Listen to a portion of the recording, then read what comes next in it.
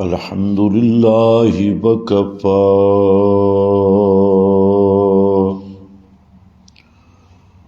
والصلاة والسلام على سيد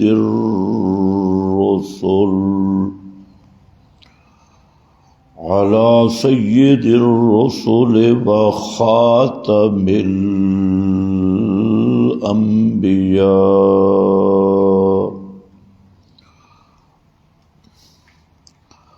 أما بعد فأعوذ بالله من الشيطان الرجيم.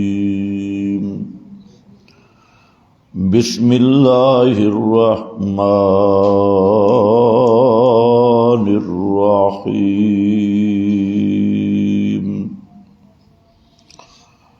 قالوا ضلوا عنا وشهدوا على أنفسهم أنهم كانوا كافرين. سبحان ربك رب العزة عما يصفون وسلام على المرسلين والحمد لله رب العالمين.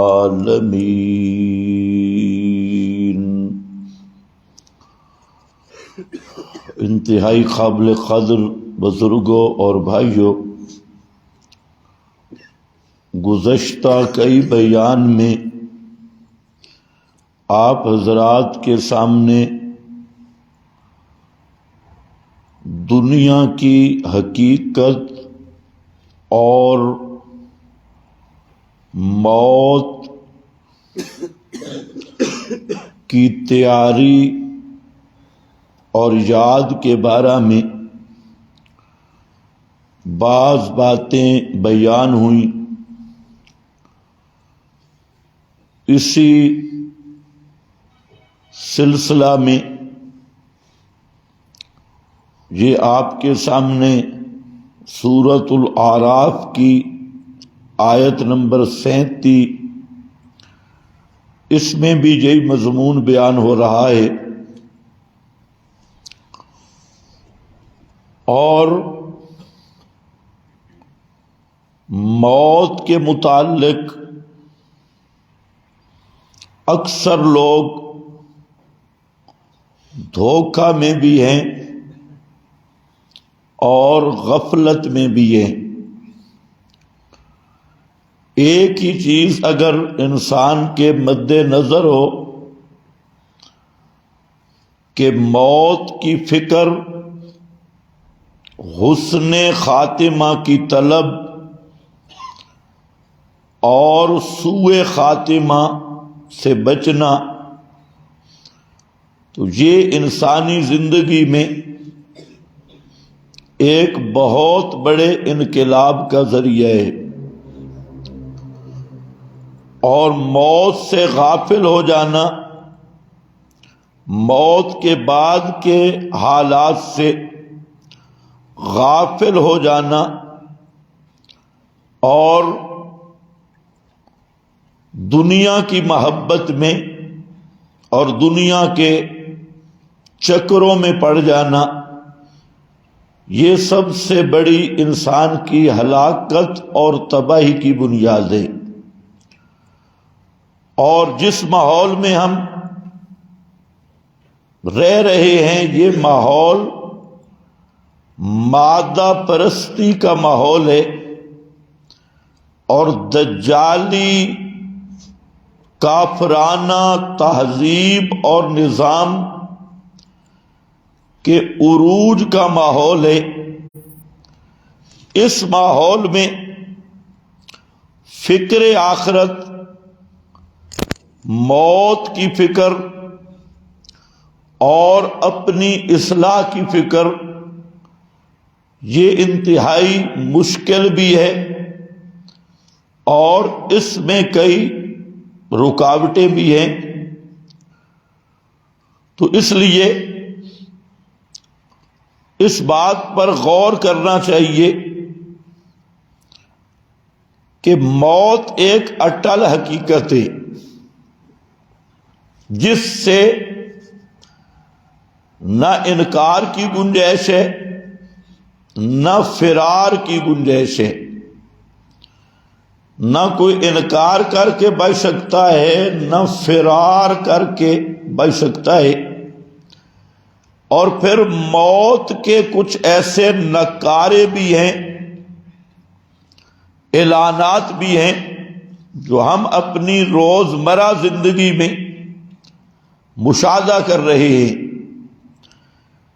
کوئی گھر ایسا نہیں جہاں موت نہ آئی ہو، کوئی محلہ اور شہر ایسا نہیں جہاں موت کا مشاہدہ نہ کیا گیا ہو.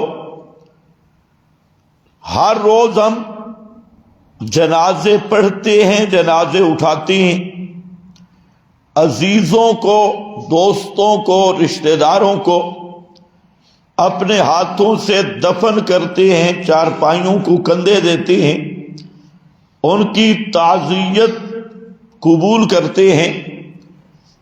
لیکن افسوسناک پہلو یہ ہے کہ ان ساری چیزوں سے گزرنے کے باوجود ہمیں اپنی موت کی فکر نہیں ہے، اور اپنے موت کی یاد یا اپنی موت کے متعلق ہمارا ذہن متوجہ نہیں ہوتا. تو آخر اس کی وجہ کیا ہے؟ حالانکہ سلف صالحین میں تو اس طرح موت کی یاد کی کثرت تھی کہ وہ ایک ایک جزی سے بھی اپنی آخرت کو یاد کرتے. بعض ایسے اولیاء اللہ بھی گزرے جنہوں نے آگ پر گوشت کو پکتے دیکھا تو کئی کئی دن تک ان کے اندر روٹی نہیں گئی کہ آگ پر گوشت پک رہا ہے. تو ان کا ذہن فوراً منتقل ہو گیا کہ جہنم میں آدمی کیسے جلے گا. تو وہ نظارہ ان کے سامنے آ گیا. تو آج کلمہ گو اور کلمہ پڑھنے والے مسلمان، ان کے دل ایسے پتھر سے بھی زیادہ سخت ہو گئے کہ ساری موت کی علامتیں، موت کے مشاہدات اور ساری چیزیں دیکھ کر بھی ان کو اپنی موت کی فکر نہیں، اپنے خاتمہ کی فکر نہیں ہے. حالانکہ سب سے بڑی چیز اور سب سے بڑا مقصد انسان کا ہے کہ دنیا سے ایمان کی حالت میں چلا جائے، ایمان کی حالت میں. اور یہ بات بھی ذہن میں رکھ لو کہ بعض آدمی وہ ہوتے ہیں کہ ساری زندگی نیکی کرتے ہیں لیکن مرنے سے پہلے وہ ایسے کاموں میں مبتلا ہوتے ہیں کہ سیدھے جہنم میں چلے جاتی ہیں. اور بعض آدمی ایسے ہوتے ہیں ساری زندگی بدکاریاں، لیکن مرنے سے پہلے اللہ ان کو توفیق دے دیتا ہے سچی توبہ کرنے کی، تو وہ موت ان کا اچھا خاتمہ ہو جاتا ہے.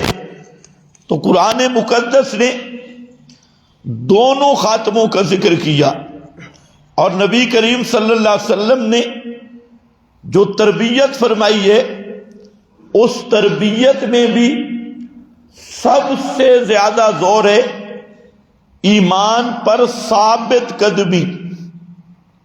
ایمان لانا کمال نہیں، ایمان پہ ثابت قدم رہنا اور موت ایمان پر آنا، یہ اصل کمال ہے.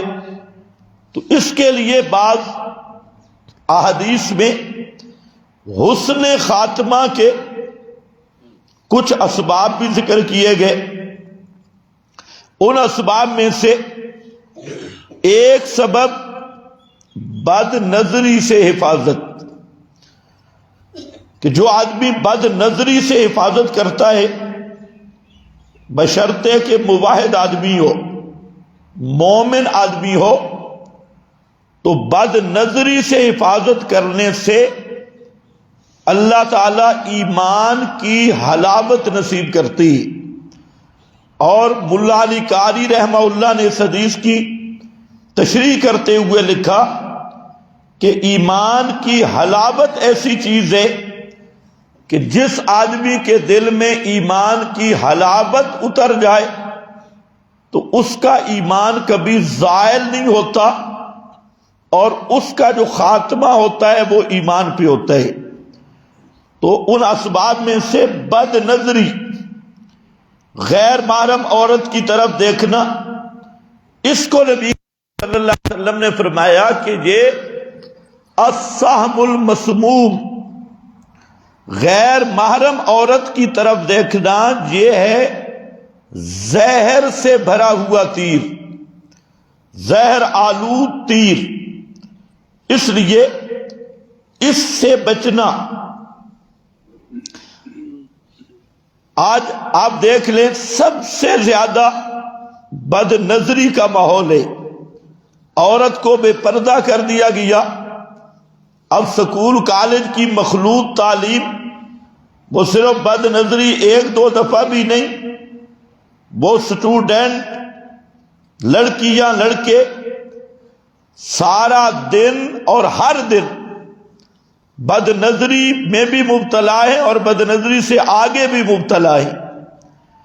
اسی طرح یہ ٹچ موبائل ہے، آئی فون ہے، تو اس میں کیا ہے؟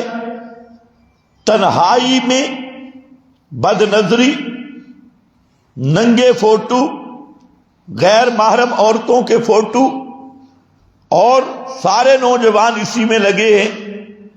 اور اس کا نقصان کیا ہوتا ہے کہ یاد رکھو بد نظری کا سب سے بڑا نقصان یہ ہوتا ہے کہ ایمان کی حرارت ختم ہو جاتی ہے، اور جب ایمان کی حرارت ختم ہو گئی اب ایمان مردہ ہے۔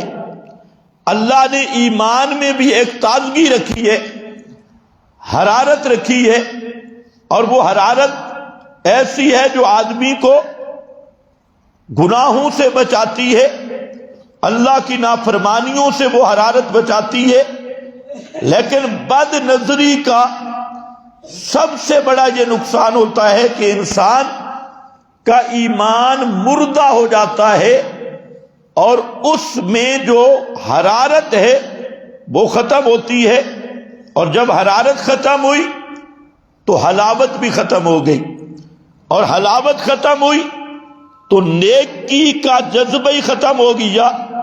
اب نیکی نماز بھی پڑھے گا تو نماز سے بعد ایسا محسوس ہوگا کہ اس سے کسی نے 10 جوتے لگائے، جو دل کا سکون ہے وہ حاصل نہیں ہوگا۔ اور عبادات ہوں گی لیکن عبادات کی لذت نہیں ہوگی، اور نماز پڑھنے کے باوجود ایسا معلوم ہوگا کہ میں نے نماز پڑھی نہیں۔ اور آپ دیکھ لیں کبھی، اور ایسا کبھی ہوتا ہے، کوئی امام ایسا مل جاتا ہے، کئی ایسے امام ہوتے ہیں جب ہم اس کے پیچھے نماز ہوتے مباحد ہیں، ہم نے اللہ کے فضل سے بدعتی اور مشرک کے پیچھے کبھی نماز نہیں پڑھی، لیکن جو مباحد آدمی ہو اور اس کے بھی اعمال حد سے گزرے ہوئے ہوں، بدکار بد کردار ہو، تو اس کے پیچھے بھی نماز پڑھ کے سکون نہیں محسوس ہوتا، بار بار ذہن میں یہ آتا ہے کہ یار لگتا ہے نماز نہیں پڑھی۔ تو مطلب یہ ہے کہ بد نظری کا سب سے بڑا نقصان ہے کہ حرارت ختم ہو جائے گی ایمان کی، اور ایمان کی حرارت ختم ہونے کے بعد سزا کیا ہوگی کہ عبادات کی لذت ختم ہو جائے گی، طاعات کی لذت ختم۔ اب جب طاعات کی لذت ہی ختم ہے تو ایمان کچا ہو گیا، اور جہاں موت جس ایمان پہ آنی ہے وہ پکا ایمان چاہیے، مضبوط ایمان چاہیے۔ تو اس لیے بد نظری سے بچنا، اپنی نظروں کی حفاظت کرنا، یہ حسن خاتمہ کا ذریعہ ہے، اور یہ احادیث میں اس کو مفصل بیان کیا گیا، تو نبی کریم صلی اللہ علیہ وسلم نے اس کی ترغیب دی اور اسی پر پردہ ہے۔ اچھا، بد نظری کا یہ مطلب نہیں ہے کہ کسی پہ غلط نظر ڈالنا۔ بعض لوگ یہ سمجھتی ہے کہ بد نظری یہ ہے کہ بری نیت سے دیکھنا، نہیں، نیت بالکل صاف ہے، لیکن جس کو دیکھ رہا ہے وہ غیر محرم ہے، یہی بد نظری ہے۔ غیر محرم کو دیکھنا چاہیے، جتنا صوفی حاجی ہے، لیکن اس کی نظریں جب غیر محرم پہ پڑ رہی ہیں تو یہ کیا ہے؟ بد نظری۔ اس کو بھی لوگ نہیں سمجھتے، کہتے ہیں جی ہماری تو نیت ٹھیک ہوتی ہے، تو تمہاری نیت کا جہاں اعتبار نہیں ہے، شریعت نے پردے کا حکم دیا ہے۔ اور ہمارا جو گھروں کا ماحول ہے، ایک ایک حویلی میں 10 بھائی رہ رہے ہیں، 4 5 تو اب ظاہر بات ہے کہ وہاں پردے کا کیا انتظام ہے؟ کوئی انتظام بھی نہیں، سارے بھائی اکٹھے ہیں۔ تو اب جو بھائیوں کے بیٹے ہیں، دوسرے بھائی کی بیٹی سے ان کا بھی پردہ ہے، لیکن جہاں دن رات اس بد نظری میں مبتلا ہے، اسی طرح سکول کالج کا ماحول ہو، گلی محلے کا ماحول ہو، حتیٰ کہ بازار دکان کا ماحول ہو، تو 24 گھنٹے بد نظری ہے۔ تو جب بد نظری 24 گھنٹے رہے گی تو ایمان کی حرارت کہاں رہے گی، اور طاعات کا مزہ کہاں رہے گا، عبادات کی لذت کہاں آئے گی، ایمان کی حلاوت کیسے آئے گی؟ تو اس لیے یاد رکھو، جو آدمی چاہتا ہے کہ میرا خاتمہ ایمان پہ ہو اور صحیح ایمان پہ، تو سب سے زیادہ کوشش کرے اپنی نظروں کی حفاظت کرنے کی، اور کسی غیر محرم پر قصدن عمدن وہ نظر نہ ڈالے، ورنہ اس کا ایمان کی حرارت وہ ختم ہو جائے گی۔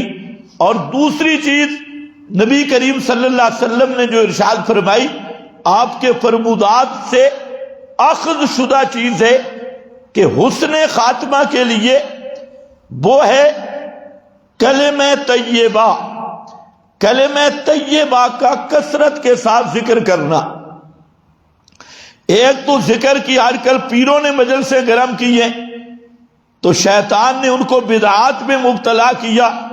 ذکر جاہری کی مجالس، اہتمام، وہ تو سب ابلیسی کارندوں کی کارروائی ہے۔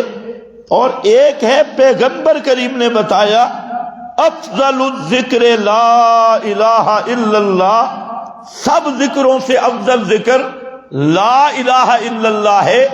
تو جب آدمی لا الہ الا اللہ کو کثرت کے ساتھ پڑھے گا، اپنے دل کے اندر پڑھے گا، اور زبان سے آہستہ آہستہ جو اصل ذکر ہے وہ خفی ہے، جہری نہیں ہے۔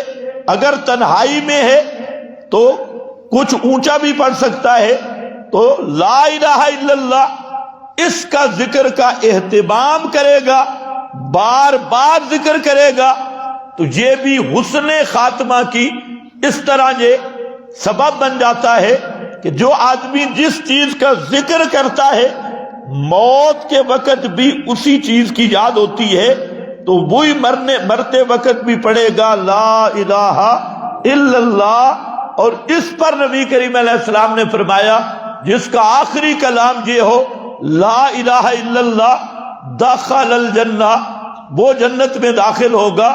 تو جنت میں داخل تب ہوگا کہ اس کا خاتمہ ایمان پہ ہو۔ تو یہ اپنے ساتھ، آپ کے ساتھ بھی سب سے قیمتی ہے، اور آپ کا وقت بھی سب سے قیمتی ہے۔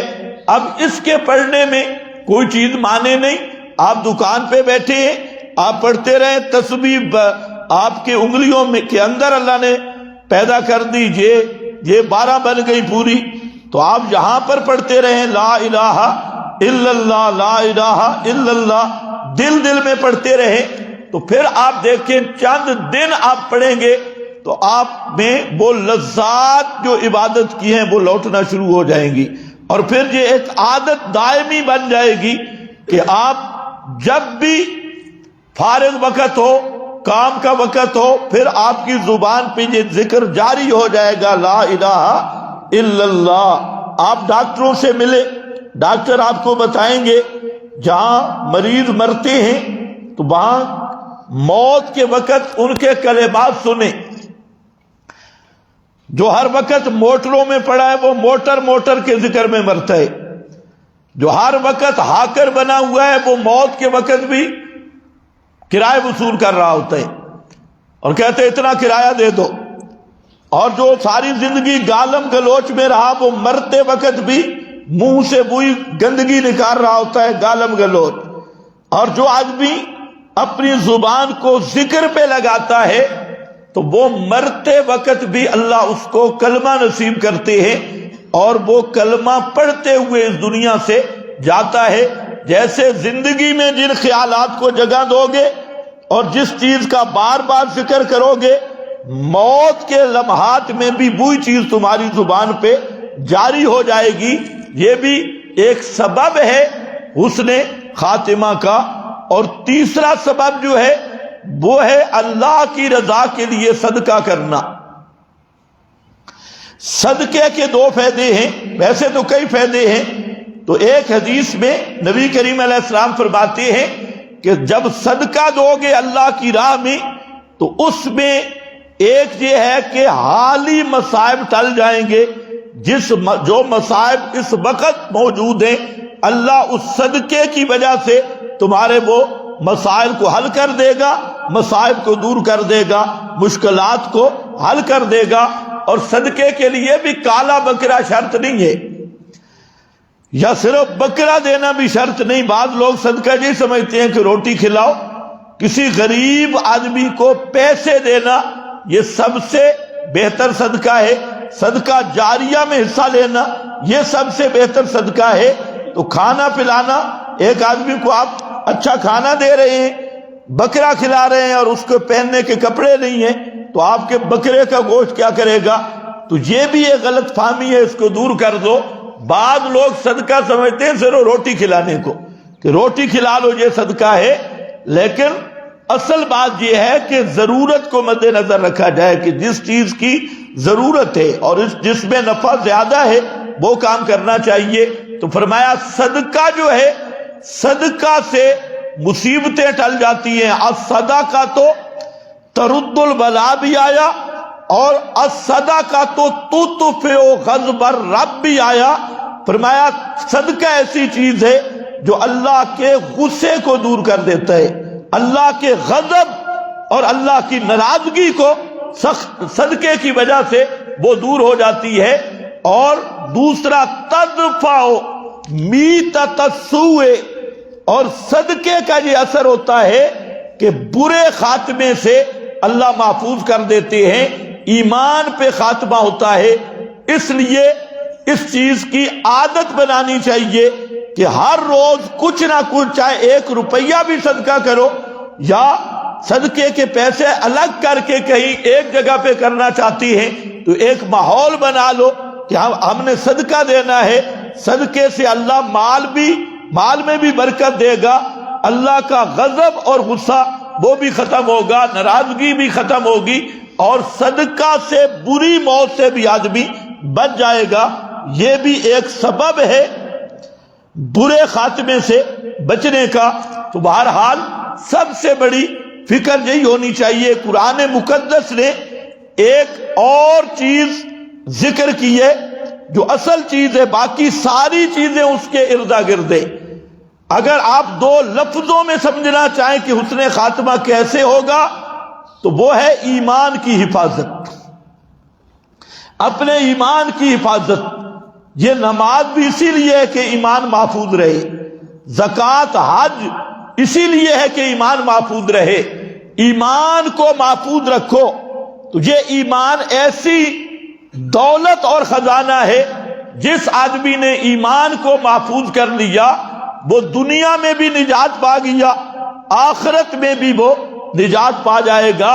تو اللہ رب العزت نے ان خوش نصیب لوگوں کا ذکر قرآن میں کیا ہے جنہوں نے پوری زندگی، اپنی زندگی آخرت کی تیاری میں صرف کی ہے اور ان کا ہم اور غم آخرت کی زندگی بنا رہا. تو جب موت کا وقت آتا ہے تو اب دو پریشانیاں لگ جاتی ہے، ہر آدمی کو پریشانی ہوتی ہے۔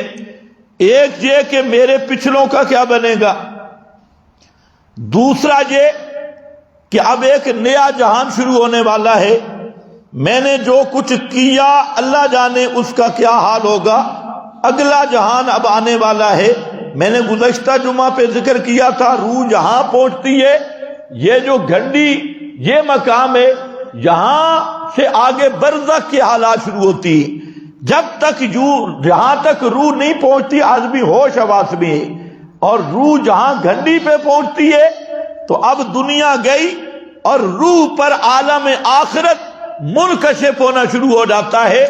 اور وہاں پر جب آدمی موت کی حالت میں ہوتا ہے، نہ رشتہ دار، نہ ڈاکٹر، نہ قریبی لوگ اس کی حالت کو محسوس کر سکتے ہیں۔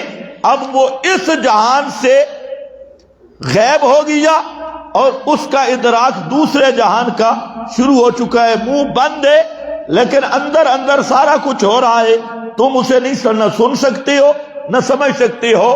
تو جب آدمی صاف ستھرا ہو کے دنیا سے جاتا ہے، پاک صاف ہو کر، تو حدیث میں ہے کہ جنت سے فرشتے اس کے لیے کفن لاتی ہیں، جنت کے کفن۔ ایک کفن تم پہناتے ہو، ایک کفن جنت سے آ رہا ہے، اور فرشتوں کے پوری جماعت اترتی ہے اور جنت سے پھول گلدستے لاتے ہیں خوشبو والے، اور یہاں جب روح آ کے کھڑی ہوتی ہے اور یہ کشمکش کی حالت میں ہوتا ہے تو اس وقت قرآن کہتا ہے ان الذین قالوا ربنا اللہ، ان الذین قالوا ربنا اللہ، جنہوں نے ساری زندگی اسی عقیدے پہ گزار دی کہ ہمارا مشکل کشا صرف اللہ، ہمارا حاجت روا صرف اللہ، ہمارا داتا، ہماری پکاریں سننے والا صرف اللہ، ربنا اللہ، اسی پہ صرف زبان پہ نہیں، ثم استقاموا، اسی پہ ڈٹے رہے، ساری دنیا سے ٹکر لے لی، سارا جہان دشمن بنا لیا، اپنے بیگانے بن گئے، لیکن وہ آدمی اس پہ ڈٹ گیا، ربنا اللہ، ہمارا حاجتیں پوری کرنے والا صرف اللہ، ہمارا مشکل کشا صرف اللہ، توحید پہ ڈٹا رہا۔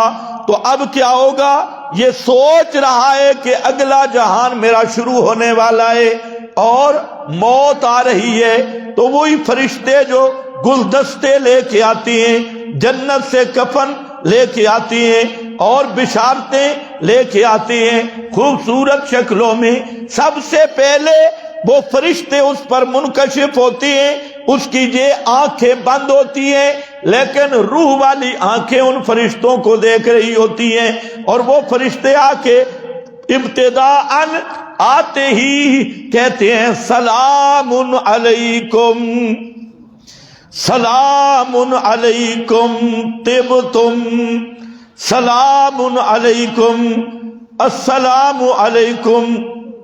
وہاں السلام علیکم کا مطلب کچھ اور ہوتا ہے، ایک تو تم کہتے ہو نا السلام علیکم، اور وہاں فرشتے کہتے ہیں سلام علیکم طبتم، ہاں سلامتیاں اور رحمتیں ہوں تم پر، اور نال بشارت بھی ہوتی ہے کہ گھبراؤ نہیں، آگے خیر ہی خیر ہے۔ یہ بیچارہ ڈرا ہوتا ہے کہ اللہ جانے اگلے جہان میں داخلہ ہو رہا ہے، سارے دنیا کے ٹول پلاوے کراس کر گیا، اب نیا جہان اور نیا ملک شروع ہو رہا ہے، وہاں پر کیسے میرا واسطہ پڑے گا؟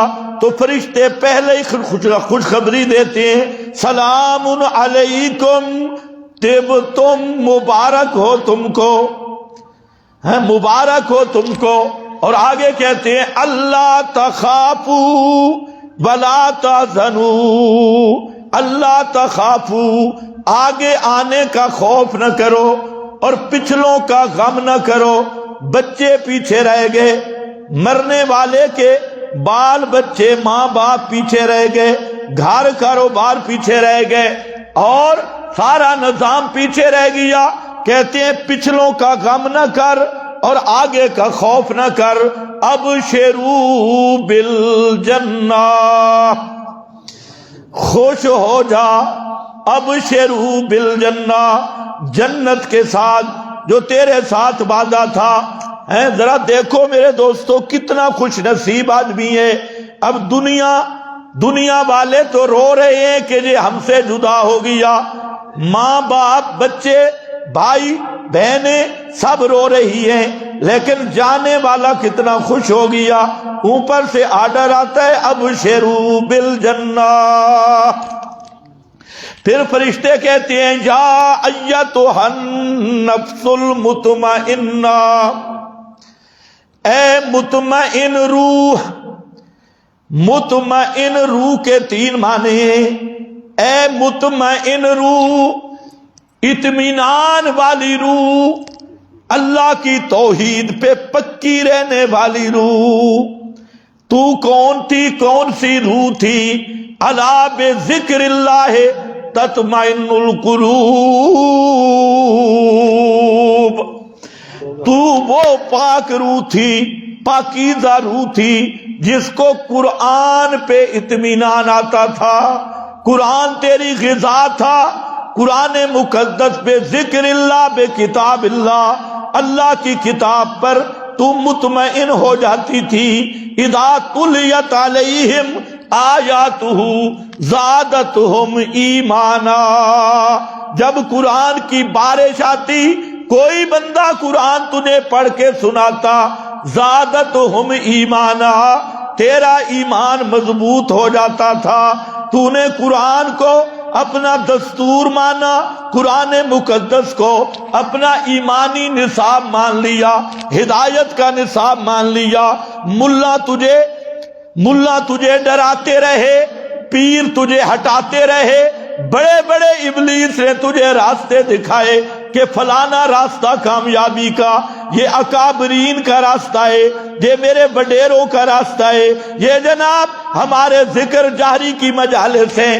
بڑے بڑے شیطان، بڑے بڑے ابلیس تجھے قرآن سے دور کرتے رہے۔ کوئی کہتا جی قرآن تو سمجھ ہی نہیں آتا، یہ مشکل کتاب ہے، کوئی کہتا ہے یہ ملا کا نصاب ہے، تو جاہل قرآن نہ پڑھ، کوئی کہتا ہے قرآن کا ترجمہ پڑھنے سے آدمی گمراہ ہو جاتا ہے۔ یہ سارا ابلیس کا لشکر تیرے پیچھے پڑا رہا، پر تجھے مبارک ہے او مقدس روح، تو قرآن پہ مطمئن رہا۔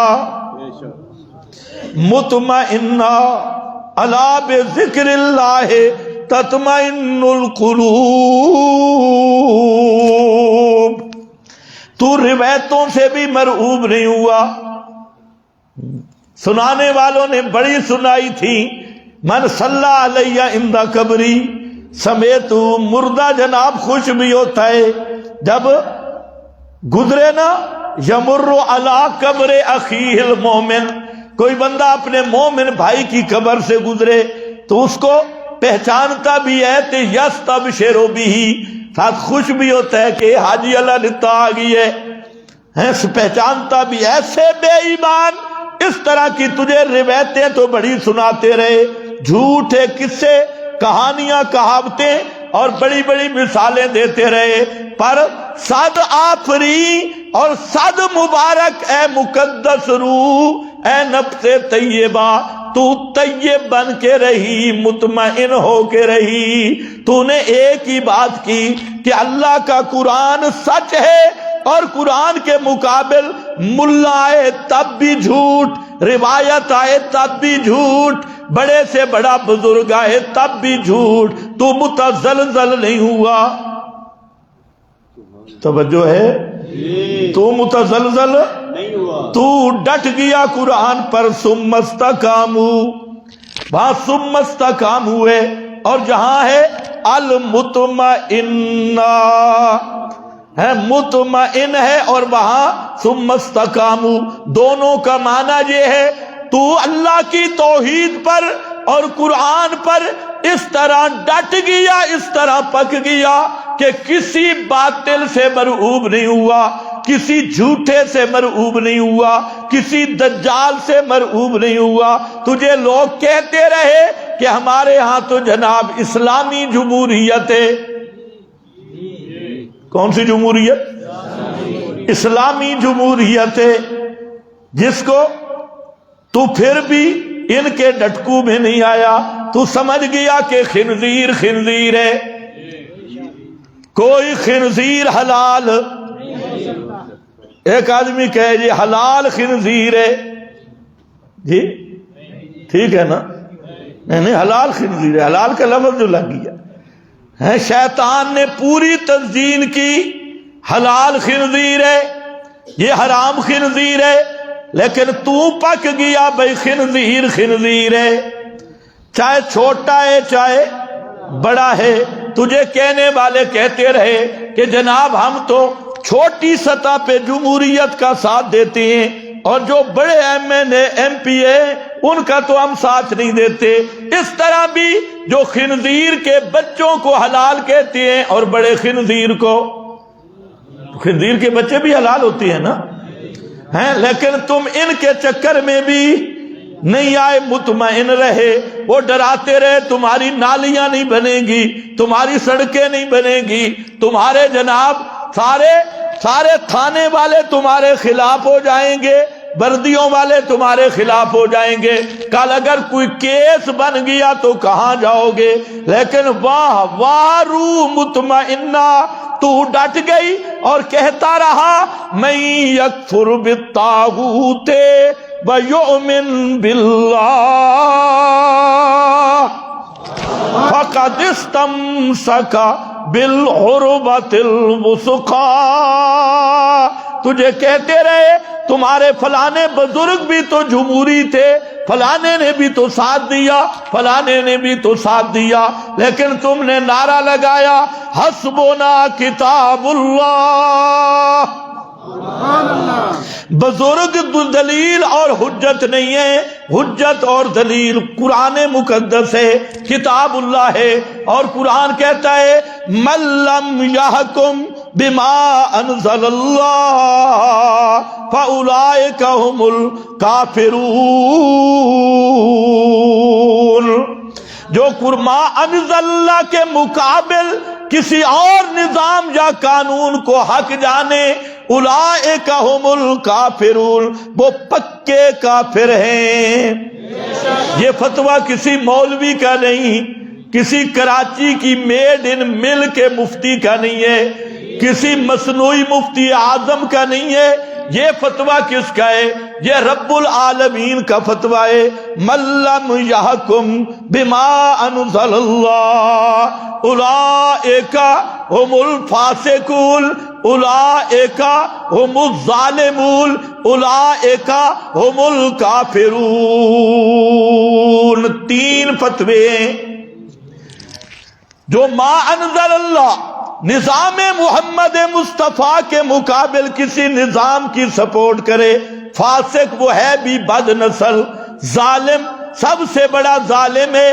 جب اللہ اس کو ظالم کہہ رہا ہے اور تم کہتے ہو ہماری تحریک انصاف ہے، اللہ کیا کہہ رہا ہے؟ الظالمون۔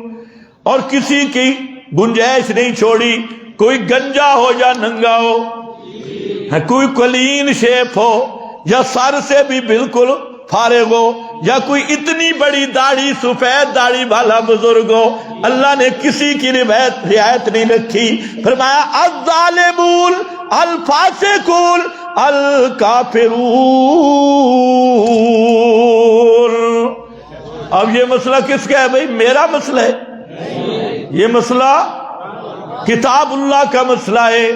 ڈٹ کے رہا ثم استقاموا المطمئنہ، ہر مسئلے میں پک گیا، ڈٹ گیا، جس طرح قرآن کہتا رہا یہ مطمئن رہا۔ پھر اس پہ مصیبتیں شروع ہوئی، مصائب آنے لگے۔ یہ مصائب تو امتحان کی بھٹی ہے جو ایمان کے لیے لازم ہے۔ ایمان ہو اور مصیبتیں نہ ہوں، یہ سوال ہی پیدا نہیں ہوتا۔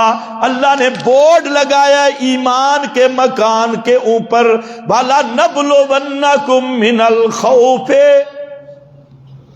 یہ صرف تمہیں نہیں، جو نبی پر ایمان لا رہے تھے، پیغمبر پر ایمان لا رہے تھے، پہلا بورڈ لگایا وَلَنَبْلُوَنَّكُم ام حسبتم ان تدخلوا الجنہ، کیا تمہارا گمان ہے کہ ہم کہیں گے ہم ایمان لائے تو سیدھے جنت کی ٹکٹ مل جائے گی؟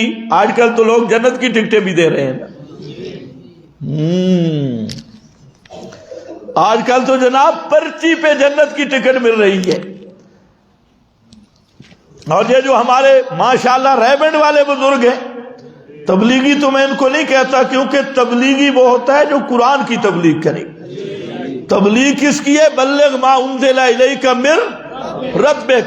لیکن یہ بیچارے بھی لوٹے بسترے لے کر پھر رہے ہیں سردی میں، تو یہ تبلیغی تو نہیں، ترہیبی ضرور ہے۔ انہوں نے جنت اتنی سستی کی ہوئی ہے، الامان والحفیظ، ان کے ساتھ بیٹھو تو بالکل جنت کی قیمت ہی کوئی نہیں ہے، دو چار گل۔ اور آج کل تو جناب نیٹ پہ دیکھیں، یوٹیوب دیکھیں تو جنت خریدنے کے 5 منٹ کے اعمال بتائے جا رہے ہیں، جنت کی ٹکٹیں۔ یہ اللہ نے صدیق اکبر کو بھی کہہ دیا وَلَنَبْلُوَنَّكُمْ، ایمان کے دعویٰ کے بعد امتحان کی بھٹی سے گزاروں گا، ایمان کی بھٹی میں کندن بناؤں گا۔ اور یہ مت سمجھنا کہ ایمان کے بعد امتحان نہیں ہوگا۔ فرمایا وَلَقَدْ فَتَنَّ الَّذِينَ مِن قَبْلِكُمْ، کئی طرح کا امتحان ہوگا۔ گھر میں آٹا نہیں اور دروازے پہ 11ویں کے چاولوں کی دیگ پہنچ چکی ہے، اب یہ امتحان شروع ہو گیا۔ اب کیا کرتا ہے؟ گھر میں آٹا نہیں اور 11ویں والے چاول غیر اللہ کے نام کی نظر نیازیں، ان کی دیگیں پکی ہوئی سامنے آ گئی۔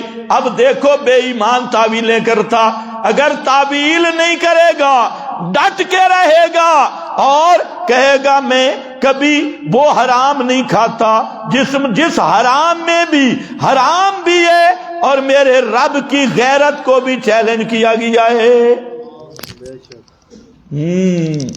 ادھر پیاس لگی ہے، ادھر 11ویں کے دودھ کا مٹکا پہنچایا۔ اب دیکھو اس کی طرف، ملا تو تعویل کر لے گا یہاں پر پکا رہنا ہے، اور صرف یہاں نہیں، اس سے اگلا کام بھی آئے گا۔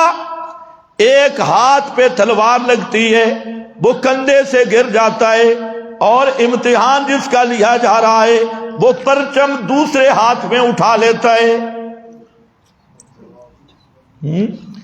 تو صبح تھوڑا سا سر میں درد ہو جی، آج جمعہ رہنے دو، جمعہ کوئی نہیں ہے، منافقاں دے سنگ تے نہیں ہوں دینا، جمعہ چھوڑو، تھوڑا سا کام چھوڑو، نہیں، ایک ہاتھ گر گیا، دوسرے میں پرچم تھام لیا، دوسرے ہاتھ پہ تلوار لگی، وہ بھی گر گیا، لیکن اس نے اسلام کے پرچم کو نیچے نہیں گرنے دیا، اپنے دانتوں سے پرچم کو تھام لیا، دانتوں سے پرچم کو تھام لیا، اور کھڑا ہے میدان میں، پرچم تھا، دونوں ہاتھ گر چکے ہیں، کندھے بھی گر چکے ہیں، کندھے سے کاٹ دیے گئے، حتیٰ کہ جب پرچم گرا تو دوسرے کمانڈر نے سمجھ لیا کہ آدمی شہید ہو گیا۔ اور یہ کون ہے؟ امیر لشکر کا امیر شہید ہو گیا۔ آج کل تو لوگ کہتے ہیں ہم امیر بھی رہیں اور حلوے بھی کھائیں اور اندر بھی بیٹھے رہیں، یہ ہے امیر صحابہ کا، امیر لشکر ہے۔ اللہ کے محبوب فرماتے ہیں کہ وہ جعفر طیار، وہ جعفر شہید ہو گیا، اس کے دونوں کندھے، جسم کے کندھے انہوں نے کاٹ دیے۔ اللہ نے اس کی روح کو جب جنت میں پہنچایا تو 2 کندھوں کی جگہ پہ اس کی روح کو 2 پر دے دیے۔ فرمایا میں نے خود دیکھا ہے جعفر کو، وہ جنت میں اڑ رہا تھا، اڑان کر رہا تھا۔ تو میرا بھائی امتحان آئیں گے، امتحان میں کیا کرنا ہے؟ مطمئن رہنا ہے، پکا ہو کے رہنا ہے اور یہ سمجھنا ہے کہ یہ میرے رب کا فیصلہ ہے، رب کی قضا ہے۔ فرمایا جب امتحان آتے ہیں قالوا انا للہ، کیا کہتے ہیں؟ انا للہ، ہمارے وجود مال اولاد میں کس کا حکم جاری ہے؟ صرف اللہ کا حکم جاری ہے، اور اسی کی طرف ہم لوٹنے والے ہیں، رجوع کرنے والے ہیں۔ فرمایا یہ وہ لوگ ہیں جب یہاں تک پہنچیں گے تو میری رحمتیں شروع ہوں گی۔ اولئک علیہم صلوات من ربہم ورحمہ۔ جب بندہ اس طرح پکا ہو جاتا ہے نا، اللہ فرماتے ہیں شاباش میرا بندہ، اے امتحان سے کامیاب ہو گیا، امتحان سے کامیاب۔ نبی کریم صلی اللہ علیہ وسلم تشریف لے آ رہے تھے، ایک عورت جس کا بچہ فوت ہو گیا تھا وہ قبر کے پاس رو رہی تھی، تو آپ نے فرمایا اصبری، صبر کر۔ اس عورت نے پہچانا نہیں کہ یہ کہنے والا کون ہے، تو اس نے کہا علیک انی، اس نے کہا چل چل اپنا کام کر، تجھے اگر یہ دکھ پہنچتا تو مجھے تجھے پتا ہوتا، یہ جس کو دکھ پہنچے اسی کو پتا چلتا ہے۔ اللہ کے محبوب اخلاق کا مجسمہ رحمت للعالمین وہاں سے تشریف لے کے چلے گئے۔ وہ عورت جب قبر کے قریب سے پیچھے دیکھا، اس کو کسی آدمی نے بتایا کہ وہ جھلی پاگل، تجھے یہ نہیں پتا کہ یہ کون تھا تجھے کہنے والا اصبری؟ اس نے کہا جی مجھے تو کوئی پتہ نہیں۔ اس نے کہا یہ تو اللہ کے رسول تھے۔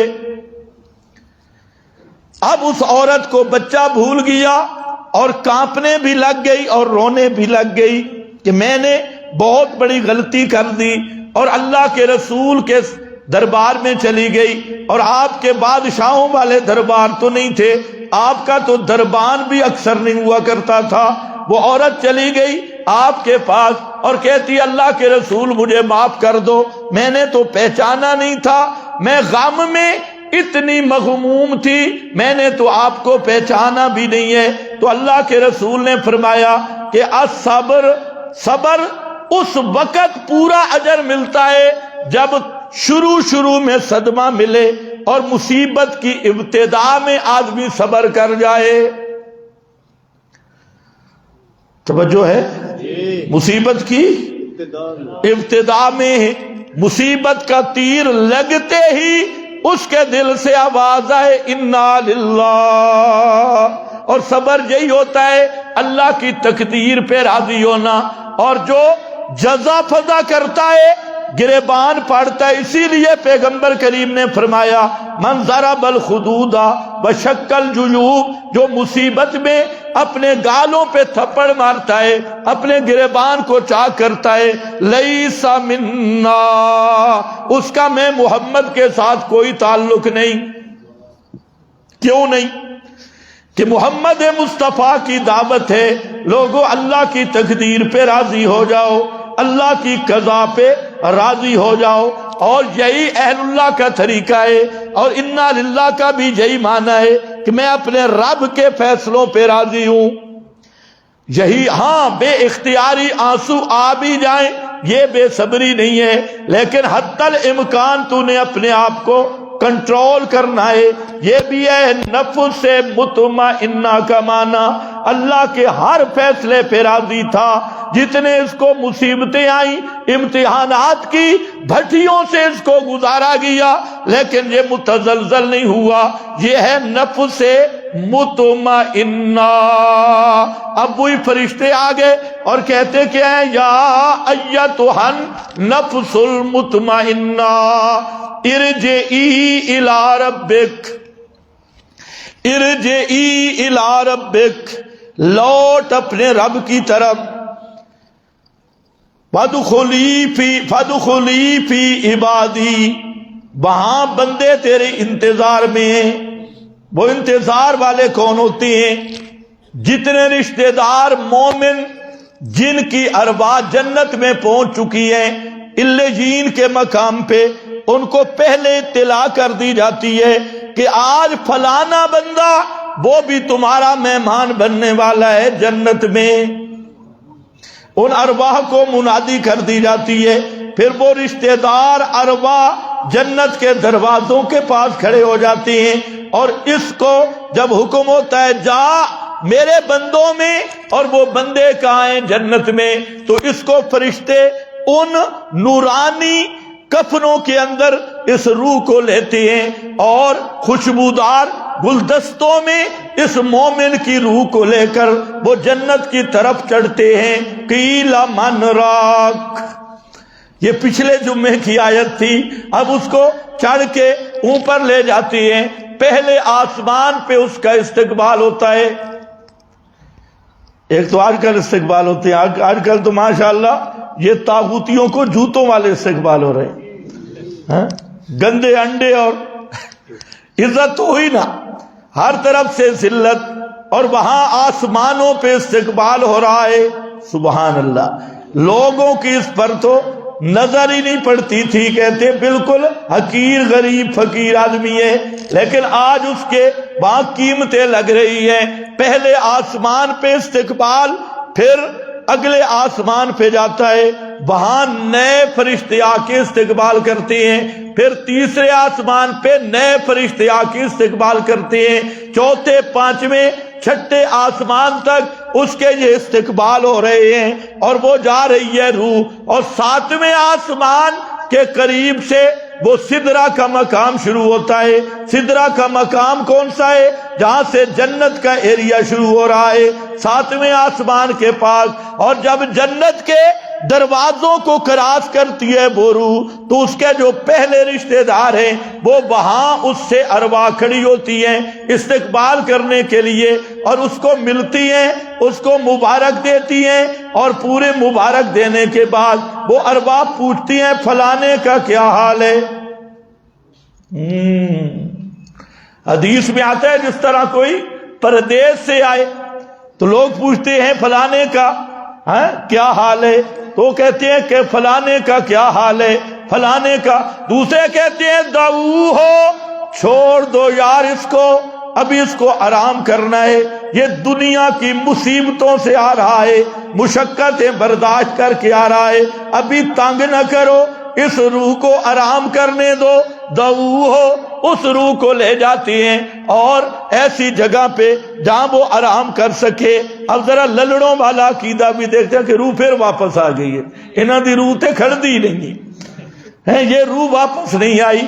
اور وہ روح اللہ کے رسول فرماتے ہیں نسمۃ المؤمن طائر یعلق فی شجر الجنہ حتی یرجع اللہ الی جسدی یوم القیامہ. قیامت تک وہ روح پھر اپنے بدن میں بھی آ سکتی کوئی نہیں. اب پتہ نہیں یہ حدیثیں ان کو نظر نہیں آتی، یہ حدیثیں بالکل ان کو نظر نہیں. ایسے نابینے، یہ حدیث موطا مالک میں کھڑی ہے اور اس حدیث کی سند میں امام مالک، امام احمد، امام شافعی، تین امام ہیں. حیرانگی کی بات ہے کہ نہ غیر مقلد کو یہ حدیث نظر آ رہی ہے، نہ اس للڑ کو نظر آ رہی ہے، نہ اس بریلر کو نظر آ رہی ہے. بس ایک روایت منہال ابن عمر والی گپ لیو، یہ تعاد روح فی جسدی، روح واپس آ جاتی ہے جی جسد میں. میں نے کہا یہ پیغمبر کا فرمان جس میں تین امام کھڑے ہیں، تینوں کہتے ہیں قیامت تک اللہ کے رسول نے فرمایا وہ روح بدن میں واپس آ سکتی نہیں. کب واپس آئے گی؟ اچھا قرآن بھی کہتا ہے فَيُمْسِكُ الَّتِي قَضَىٰ عَلَيْهَا 80 کے قریب آیات موجود ہیں.